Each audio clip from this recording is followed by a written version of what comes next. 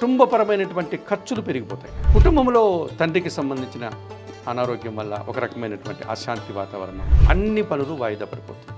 బాగా ఇరిటేట్ అయ్యేటువంటి పరిస్థితి ఉంటుంది తులారాశి వారికి. తొందరపాటుతనం వల్ల ఏది పడితే అది మాట్లాడడం వల్ల పోటీ పరీక్షల్లో వీరు ఫెయిల్ అయిపోతారు. నమస్కారం గురుగారు. వృషభ రాశి వారికి ఎలా ఉండబోతుంది? వృషభ రాశి వారికి చతుర్థాధిపతి అంటే 4వ సింహరాశి వచ్చి ఈ రవి గారికి స్వస్థానం కదా, అది వృషభ రాశి వారికి 4వ భావం. సో 4వ భావానికి అధిపతి అయినటువంటి ఈ సూర్య భగవానుడు ఎక్కడ ఉన్నారు? ఇప్పుడు మేషరాశిలో కదా ఉన్నాడు. అంటే మేషరాశి వృషభ రాశి వారికి 12వ భావం. 12వ భావం అంటే కాస్త వ్యయం, ఖర్చుతో కూడుకున్నటువంటిది. కుటుంబపరమైనటువంటి ఖర్చులు పెరిగిపోతాయి.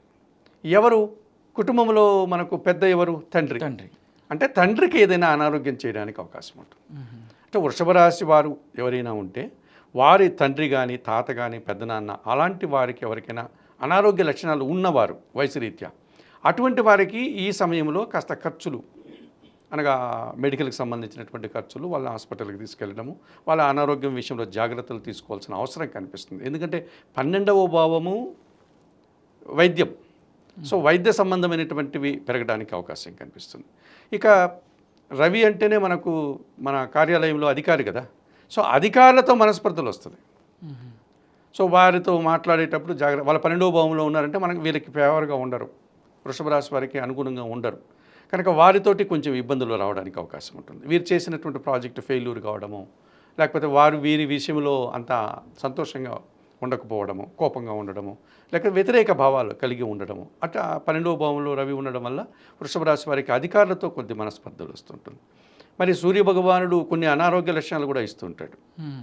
మన శరీరంలో వేడి తత్వాన్ని కలిగినటువంటి వాడు, కుడి కన్నుకు అనారోగ్యము, మనకు హృదయ సంబంధమైనటువంటి అంటే గుండె జబ్బులు వాటికి కారకుడవుతాడు, తలకు ప్రధానంగా కారకుడవుతాడు. సో తలలో కొంతమందికి ఈ వృషభ రాశి వారికి ఈ నెలలో హెయిర్ లాస్, వెంట్రుకలు రాలిపోవడం, తొందరగా ఓవర్ హీట్ కావడం, కుడి కన్ను ఎవరికైనా కొంచెం సైట్ ఉంటే అది పెరగడం, తద్వారా వారికి దానికి సంబంధించిన ట్రీట్మెంట్, కంటి చర్మ సంబంధమైన అనారోగ్యాలు కూడా ఇస్తాడు. పైగా ఇది మనకు బాగా వేసవికాలం కదా, ఈ సూర్యకిరణాల వల్ల ఆ స్కిన్ అంతా కూడా వారికి ఇబ్బంది పడ్డం, అదే డ్రై స్కిన్ అయిపోవడం, రకరకాల సమస్యలు రావడం, ఇలాంటి అనారోగ్యాలు రావడానికి వృషభ రాశి వారికి అవకాశం ఉంది. సూర్యభగవానుడు 12వ ఇంట్లో ఉన్నాడు కాబట్టి కుటుంబంలో తండ్రికి సంబంధించిన అనారోగ్యం వల్ల ఒక రకమైనటువంటి అశాంతి వాతావరణం, ఖర్చులు పెరిగిపోవడం ఇవన్నీ జరగడానికి ఉంటుంది. అధికారులతో మనస్పర్ధలు రావడానికి కూడా అవకాశం ఉంటుంది. వృషభ రాశి వారికి ఒక విధంగా చెప్పాలంటే పూర్తిగా ప్రతికూలమైనటువంటి ఫలితాలను ఇస్తాడు ఈ సూర్య భగవానుడు మేషరాశిలోకి రావడం వల్ల. గురుగారు, మరి తులారాశి వారికి ఎలా ఉండబోతోంది? తులారాశి వారికి లాభాధిపతి సింహరాశ్యాధిపతి సూర్య భగవానుడు, కానీ ఆయన ఉన్నది 7వ భావం. 7వ భావం అంటే ఒక విధంగా మారకం, అంటే ఒక నేరుగా ప్రత్యక్షంగా ఉన్నటువంటి భావజాలం. అందువల్ల ఏమవుతుంది? రావాల్సిన ఆదాయం వాయిదా పడుతుంది, రాదు. వీరికి రావాలి ఆదాయం తప్పనిసరిగా, ఈ నెలలో రాదు, అది వాయిదా పడుతుంది. అలాగే తండ్రి నుంచి ఏదైనా మాట్లాడితే గొడవలు వస్తుంది. ఇంతవరకు తండ్రితో బాగుండి ఉంటాయి సంబంధాలు, ఇప్పుడు కొద్ది అభిప్రాయ భేదాలు వచ్చేస్తుంది. వీరి అన్నదమ్ముల్లో ఇంకొకరు ఎవరో వీరి మీద ఏదో చెప్పడము, లేకపోతే వీరు తెలుసో తెలియకో తప్పు మాట్లాడడము, లేకపోతే పనికిరాని పని చేసి ఆ తండ్రి దృష్టిలో వీరు నిర్దోషిగా నిలబడేటువంటి పరిస్థితి కనిపిస్తుంది. వీడు చేయకపోయినా దోషిలాగా నిలబడతాడు. నేను నిర్దోషి అని వాడు చెప్పుకున్నా వారు దాన్ని అర్థం చేసుకోలేని వాతావరణం ఈ నెలంతా ఉంటుంది. కోపం ఎక్కువ ఉంటుంది వీరికి, తులారాశి వారికి. ఎందుకు? రావాల్సింది రావటం లేదు, పని జరగటం లేదు. వస్తుందని వీరు అంచనా వేసి ఉంటారు కదా, అది రాదు. ఉద్యోగాలు ఇంటర్వ్యూలు అయిపోయినాయి, అన్ని రకాల టెస్టులు అయిపోయినాయి, గ్రూప్ డిస్కషన్ అయిపోయింది, ఇంక నాకు ఇంకా అపాయింట్మెంట్ లెటరే ఇంకొక నెల చూద్దామండి, ప్రస్తుతానికి అది ఆపెట్టాం. ఆ ఇంటర్వ్యూలో ఎవరు జాయిన్ చేసుకోవట్లేదండి, నెక్స్ట్ చూద్దాం. అది రావచ్చు రాకపోవచ్చు. అలాగే మనకి ఏదైనా ప్రభుత్వం నుంచి రావాల్సిన ఆదాయం కావచ్చు, ఈ రకరకాలుగా నీకు ప్రమోషన్ రావాలి, మనకు ఉద్యోగం ఉంది, ప్రమోషన్ రావాలి, అయిపోతుందని అన్నారు, అది కొంచెం ఫైల్ పెండింగ్లో పెట్టామండి, చూద్దాం తర్వాత. అన్ని పనులు వాయిదా పడిపోతుంది. బాగా ఇరిటేట్ అయ్యేటువంటి పరిస్థితి ఉంటుంది తులారాశి వారికి. సో ప్రభుత్వం నుంచి పూర్తి సహాయ నిరాకరణ కనిపిస్తుంది, అధికారుల నుంచి సహాయ నిరాకరణ కనిపిస్తుంది, తండ్రి నుంచి కనిపిస్తుంది. ఈ రకంగా ఒక రకమైన నిస్సహాయత, కోపం, ఏమీ చేయలేనటువంటి పరిస్థితి తులారాశి ఉంటాడు. సో వారికి అంత బాగాలేదు.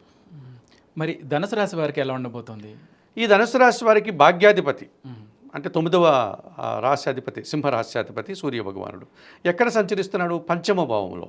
పంచమ భావంలో సూర్యుడు మనకు అనుకూలించడు. అందువల్ల ఏమవుతుంది? తండ్రికి అనారోగ్యం చేయొచ్చు, తద్వారా సమస్యలు రావచ్చు, ఆర్థిక సమస్యలు కావచ్చు, ఆయనతో పాటు తిరగాల్సిన సమయము, వీరికి ఉద్యోగం వదులుకోవడం, సెలవులు పెట్టడం, ఇలాంటివి జరగవచ్చు. పంచమ భావంలో కదా ఉంటున్నాడు. సంతానంతో మనస్పర్ధలు, ఆత్మీయులతో మనస్పర్ధలు, ఆలోచనలు కలిసి రాదు. ఒక రకమైన ఘర్షణ వాతావరణం ఉంటుంది ధనుసు రాశి వారికి. ఏ పని చేయాలో అర్థం కాదు, ఏదో పని అప్పచెప్పింటారు అధికారులు, మరి ఈ రకంగా చేస్తే సరిపోతుందా? వారి ఆలోచనలకు అనుగుణంగా వాళ్ళు చేస్తారు, అది అక్కడ అధికారులకు నచ్చదు. సో వాళ్ళు చేసినటువంటి పని అంతా కూడా వ్యర్థమైపోతుంది. సో ఇటువంటి సమస్యలు ఎక్కువ అవుతుంది. ఆలోచనలు కలిసి రాదు, సంతానంతో మనస్పర్ధలు, తండ్రితో మనస్పర్ధలు, తండ్రికి అనారోగ్యం చేయడం, లేకపోతే సంతానానికి అనారోగ్యం చేయడం, వీరు చేసేటువంటి పనులు అధికారులకు నచ్చకపోవడం, ప్రభుత్వానికి సంబంధించిన కార్యక్రమాలంతా వాయిదా పడ్డం, ఈ రకమైనటువంటి ఇబ్బందులను ధనుస్సు రాశి వారు 100% ఇబ్బంది పడేటువంటి వాతావరణం ఈ మేషరాశిలో పంచమ భావంలో సూర్యుని యొక్క ప్రయాణం వల్ల వీరికి ధనుస్సు రాశి వారికి ప్రతికూల ఫలితాలే కనిపిస్తాయి. మరి మకర రాశి వారికి ఎలా ఉండబోతుంది? మకర రాశి వారికి అష్టమాధిపతి అంటేనే ఆయన కొంచెం కష్టాలను ఇచ్చేటువంటి ఆయన కదా సూర్య భగవానుడు, సింహరాశ్యాధిపతి. మరి ఎక్కడ జరుగుతున్నాడు? చతుర్థ భావంలో జరుగుతోంది. వీరికి కూడా కుటుంబంలో అశాంతి, తండ్రితో మనస్పర్ధలు వచ్చేటువంటి పరిస్థితి ఉంటుంది, లేక తండ్రికి అనారోగ్యం చేయవచ్చు, లేకపోతే అధికారులతో మనస్పర్ధలు ఉంటుంది, ప్రభుత్వం నుంచి రావాల్సిన కార్యక్రమాలంతా వాయిదా పడతాయి. వీరు ఏ వృత్తిలో ఉన్నప్పటికీ కూడా కుటుంబ సమస్యలు అధికమైపోతూ ఉంటాయి. సో ఇంటా బయట 2 రకాల సమస్యల్ని వీరు ఎదుర్కోవాల్సి ఉంటుంది. ముఖ్యంగా అధికారులతో అయ్యే పనులన్నీ కూడా పెండింగ్ పడిపోతూ ఉంటాయి, రావాల్సిన ఆదాయం వాయిదా పడిపోతుంది, వీరికి కూడా అనారోగ్య సమస్యలు, ఆర్థిక సమస్యలు ఎక్కువైపోతుంది. కనుక మకర రాశి వారికి కూడా ఈ సూర్య భగవానుడు మేషరాశిలో సంచారం మంచి ఫలితాలను ఇవ్వదు. మరి మీనరాశి వారికి ఎలా ఉండబోతోంది? మీనరాశి వారికి షష్టమాధిపతి ఈయన, అంటే 6వ భావాధిపతి సింహరాశ్యాధిపతి సూర్య భగవానుడు. ఎక్కడ జరుగుతోంది? ద్వితీయ భావంలో జరుగుతోంది. ఆయన బాగానే ఉన్నాడు, షష్ఠాధిపతి కాబట్టి మంచి కాంపిటేటివ్ స్పిరిట్ ఇస్తాడు, ధైర్యాన్ని ఇస్తాడు. ఎక్కడ పొరపాట్లు చేస్తారంటే వీరి మాటల వల్ల పొరపాట్లు చేస్తారు. ద్వితీయ భావం కదా, ద్వితీయ భావంలో మనం మాట్లాడేటువంటి మాటల మీదనే ఎక్కువ మనకు అవకాశాలు రావడానికి అవకాశం ఉంటుంది. తొందరపాటుతనం వల్ల, ఏది పడితే అది మాట్లాడడం వల్ల పోటీ పరీక్షల్లో వీరు ఫెయిల్ అయిపోతారు. పరీక్షల్లో వీరు అనుకున్నంతగా మార్కులు రాదు. అంటే కొంతమంది మన ఈ రాజకీయ నాయకులు వాళ్ళని వీళ్ళని ఎన్నికలు అయిపోయినాయి ఇంకో ఫలితాలు వచ్చేటప్పుడు చాలా వాళ్ళ మాటలు చూస్తే తప్పనిసరిగా 100% వీళ్ళే గెలుస్తారు అన్నట్లుగా ఉంటుంది. తీరా మనము ఆ ఫలితాల రోజు, రిజల్ట్స్ రోజు చూస్తామంటే వీళ్ళు ఎక్కడో పడిపోయింటారు. అంటే వీళ్ళ వాచాలత్వం అన్నటువంటిదే సగం వారికి నెగిటివ్ అయిపోతుంది. అట్లాగే వీరికి ఏం చేస్తారంటే ఆ ధైర్యం, సూర్యభగవానుడు ఇచ్చే ధైర్యాన్ని వీరు దాన్ని ఏం చేస్తున్నారంటే దుర్వినియోగం చేసుకుంటున్నారు. మాటలు ఓవర్ కాన్ఫిడెన్స్ వల్ల ఏది పడితే అది మాట్లాడడం వల్ల. అందుకే మన పెద్దవాళ్ళు చెప్తూ ఉంటారు కదా, వాగ్భూషణం భూషణం, అంటే ఒక మాట అన్నటువంటిది ఒక ఆభరణం లాంటిది. చాలా జాగ్రత్తగా మాట్లాడాలి, మాట్లాడితే జాగ్రత్తగా మాట్లాడు, ఎదుటివారు ఆనందపడే విధంగా, లేకపోతే మౌనంగా ఉండు నాయన, అనవసరంగా మాట్లాడద్దు. అదే మన మామూలు మాటల్లో నోరు మంచిదైతే ఊరు మంచిది. అట్లాగా ఈ మీనరాశి వారు 1-2 ఆలోచించి మాట్లాడాల్సి ఉంటుంది. అలాగే కుటుంబంలో విపరీతమైన అశాంతి, ఖర్చులు పెరిగిపోతాయి. కుటుంబంలో చాలా వ్యక్తులకి చాలా రకాల అవసరాలు ఉంటాయి. ఒక పిల్లవాడేమో నేను ఎగ్జామ్కి వెళ్ళాలంటాడు, ఒకడేమో ఇంకేదో నేను ఇంటర్వ్యూకి వెళ్ళాలంటాడు, ఒకడు ఇంకేదో నేను ఉన్నత చదువులకు అంటాడు, ఒకడికేమో నాకు అనారోగ్యం బాగాలేదంటాడు. అన్ని రకాల సమస్యలు చుట్టుముట్టి ఇతని యొక్క వ్యక్తిగా ఇతను అక్కడ ఉండాల్సిన పరిస్థితి, ఆర్థిక వనరులు సర్దుబాటు చేయాల్సిన పరిస్థితి, ఇవన్నీ కూడా ఇబ్బందులు పెడతాయి. షష్ఠాధిపతి సూర్య భగవానుడు కాబట్టి, ద్వితీయ స్థానం కుటుంబం కాబట్టి, స్థిరాస్తుల నుంచి ఆదాయం రాదు. మనకు కొన్ని స్థిరాస్తుల నుంచి మనకు రెగ్యులర్గా మనం మంత్లీ వచ్చేటువంటి ఆదాయాలు ఉంటాయి కదా నెలసరి, అవి కూడా ఆగిపోతాయి. సో వీరికి మాటల వల్ల సమస్యలు, స్థిరాస్తుల నుంచి సమస్యలు, కుటుంబపరమైనటువంటి సమస్యలతో మీనరాశి వారికి కాస్త ఇబ్బంది పడేటువంటి పరిస్థితే మనకు ఈ మేషరాశిలో సూర్య భగవానుడు సంచరించేటువంటి 30 రోజుల్లో కనిపిస్తుంది.